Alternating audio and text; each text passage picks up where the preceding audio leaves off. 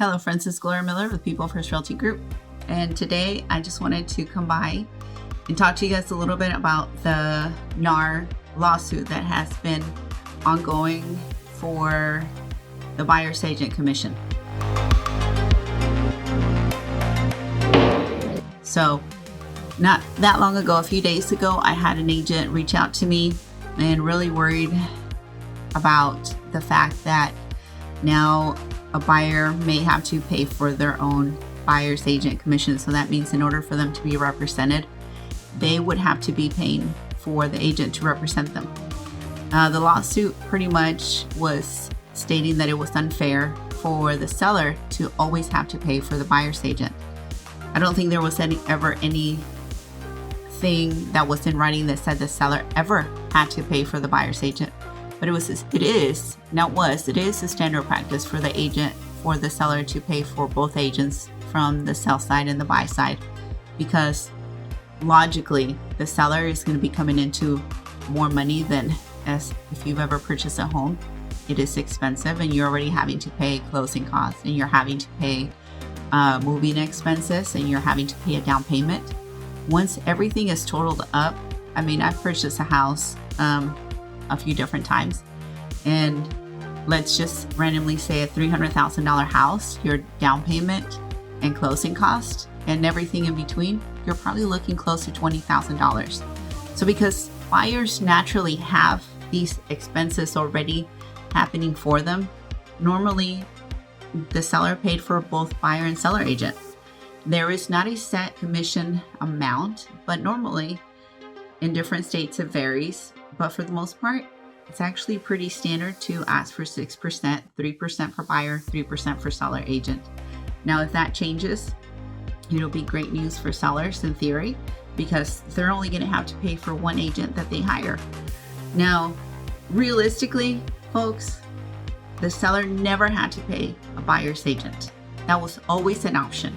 And the thing that we, even in this lawsuit, are forgetting about is the fact that the seller could always say no to paying the buyer's agent. The reason that they paid it was because they wanted to sell their house. It'll change a little bit now with the seller not having to pay the buyer's agent ever, because other people will also may not be paying the buyer's agent. But in this market, in this world, whenever you as a seller decided not to pay a buyer's agent, you know, we like to say that every single agent is ethical in what they do in practice. However, if you have 10, 15 houses that your buyers are looking at, and two of those homes may be almost exactly the same to the other homes, and they realize that that seller is not paying the buyer's agent, and they relate that information to the to the buyer, it's their choice whether they want to proceed to go see the house or not. Now, if you have an agreement with the buyer, even I've run into that situation myself, that we went to see a house that was not covered by the seller's commission. They were not paying for the buyer's agent, who I was the buyer's agent. My clients didn't want me to miss out on being paid. They chose to go look at other houses. We didn't even get to those houses because they knew, one, they didn't want to pay for my services. Two, there was a bunch of other people that had almost identical homes that were willing to pay for them to purchase a house. Guess what houses they ended up buying? The ones that actually paid my commission, because that meant they didn't have to worry about that.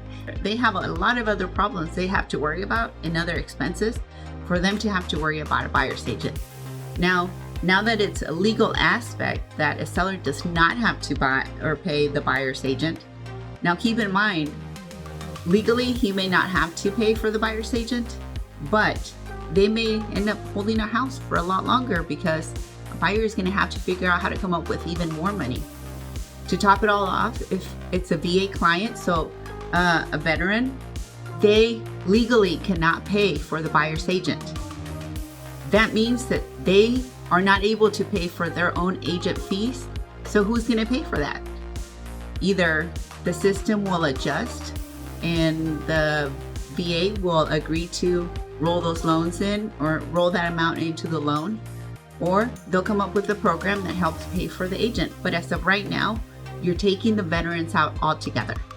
So for my agents out there, if you're worried about not getting paid, you have to show your value and not worry about that right now. That's going to be a problem maybe in the near future, maybe never. But for my sellers, if you're thinking that you don't have to pay for an agent, for a buyer's agent anymore, you're going to be holding on to your house quite a bit longer. There's always going to be those people that are going to be willing to pay in order to sell their homes. When you have to PCS or relocate within months, you're not going to wait for your house to be on the market for 8 months and pay a mortgage where you could have just paid a buyer's agent. So for all of my buyers that are out there really dreading the fact that they may have to have this additional expense, we're not there yet. Is it coming? Yes. Legally, yes, it is. There will be solutions that are presented along with this problem. It will be up to you to choose which homes you actually want to purchase. You know, there'll be sellers that are going to offer the agent commission, and there'll be sellers that don't. It'll be up to you to decide if you can afford to bring the difference of the buyer's agent commission along with your 3% down payment, along with your closing cost, which I can tell you a 3% commission, which is standard for a buyer's agent. If you're thinking about a $300,000 home, that's an additional $9,000 coming out of your pocket. Not sure if this is good news or bad news, but at this point, right now, it's not the time to worry about it. Yes, right now, if you're thinking about purchasing a home, this is the time to do it. Interest rates are only getting worse. Within the year, we should start seeing that easing. This is the time where the property prices are going to be the lowest amount. In a year when the interest rates go down, prices will have increased enough to make up for that difference. Before you have to pay for your agent commissions, which it may never actually happen if they come out with different programs. But interest rates are, because they are high, home prices are at its lowest. So if you guys have any questions, I know I just gave you a whole lot of information. I might have just muddied up the waters even more than before. But to answer the bottom line question, buyer's agent are supposed to be paid by the buyers. Sellers, unlikely that they'll just cold turkey give up on paying buyer's agent if they want to sell their house, but they will have that option. As of right now, no one has offered any programs that are going to fill in the gaps, but surely we will see some in the future. So if you have any more questions, this is Gloria Miller with People First Realty Group. Feel free to give me a call and see how I can help you reach the goal of becoming a homeowner before it gets even crazier. Thanks, guys. Have a great one.